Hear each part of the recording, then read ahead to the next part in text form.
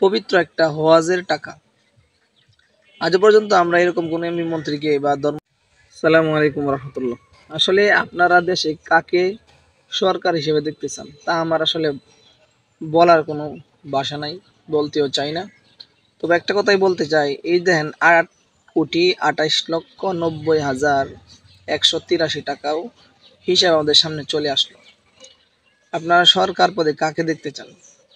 Islamic কোনো দলকে, না যারা দেশকে সবসময় লুটে পুটে খাইতেছে তাদেরকে?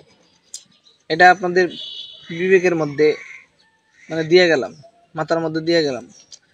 আজকে যদি এই জায়গার মধ্যে অন্য কোনো দলের লোক থাকতো, আমার মনে হয় না যে এই টাকার হিসাবটা আমাদের সামনে আসতো।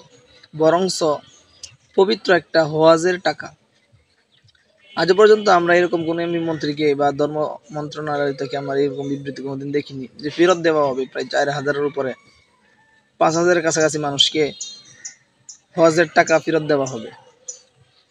মানে বেশি হওয়ার কারণে বেড়ে যাওয়ার কারণে তারা এই টাকাগুলো ফেরত হবে ইনশাল্লাহ। যাই হোক, এটা আপনাদের নলেজে দিলাম, কারণ উলামায়ে কেরাম স্বচ্ছ থাকতে চাই। তারা কারো কাছে জবাবদিহি দুনিয়ার মধ্যে জবাবদিহির চিন্তা করে না, কিন্তু আল্লাহ তাআলার কাছে জবাবদিহি করতে হবে। আর এই জবাবদিহির চিন্তাধারা করেই আফম খালিদ হাসান সুন্দর একটা উদ্যোগ নিলেন। আমার কাছে ভালো লাগলো।